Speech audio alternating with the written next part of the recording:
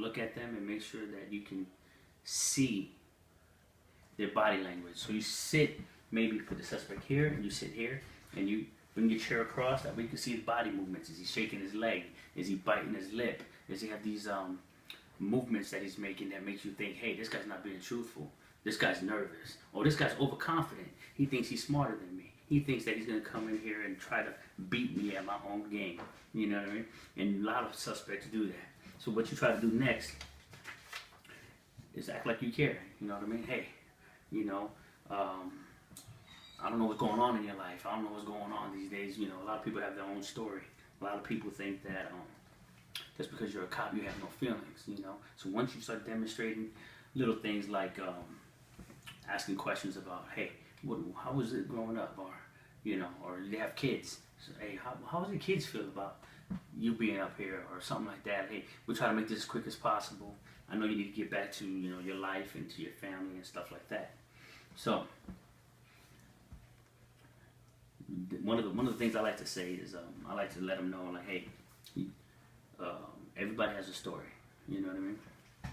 Tell them that, you know, everybody has a story, and you don't want to go over anyone else's story. All right? I want to know your story. I want to know why you came here, why you did what you did. You know what I'm saying? Don't let the victim put a story out there, then I have to present that. You know, I want to present what exactly you tell me. You tell me exactly what happened, and I'll present it just exactly the way you told me. Because my job is to prove without a reasonable doubt that you did or did not do this. You know what I mean? So you give me information, and you make sure that I jot it down just exactly the way you told me.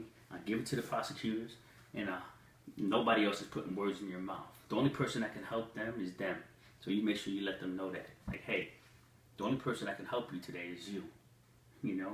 So you build that confidence with them, between you and him. That way you both feel like you both on the same page, and that you actually care for this person. Like, hey, I know what you did was wrong, but hey, I know you're not a bad person. This could have been a one-time thing. You know? Play it down like that. Let's let them know that we're here for them. You know what I mean? That we're actually working to help the victim. You know what I mean? The victim is the one that's hurting right now, and I know he's going through some stuff, and there's some things out there that can help him. You can get counseling, therapy, stuff like that. All right? Once you build that rapport and you gain that trust, now what you want to do is minimize the crime. All right? So you let them know. You're like, hey, you're not the first or the last person to sit in this chair. Right? You know, I do this all day long. All right. In this incident with this grandfather had sexually assaulted his granddaughter. He believed that she was portraying things she had seen at her mom's house. So he thought that she was watching too much porn, and then that she was reenacting that on him. And so in his crazy, deluded mind, he felt that he was actually the victim. So then that's a role you can hit.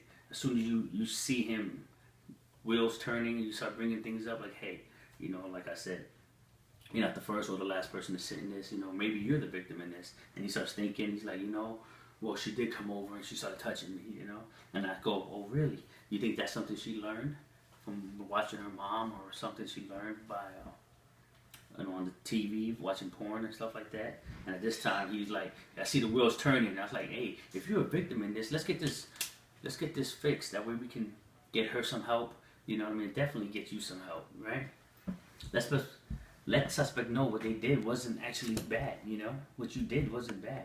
This goes on a lot, you know? Like, it's better just to get it off your chest, right here, right now. Get it off your chest, and that way you can move on with your life. You got a whole life ahead of you. What you need to do is get it off your chest, and let's start from scratch. Let's start over, you know what I mean? Hopefully, it's a learning experience.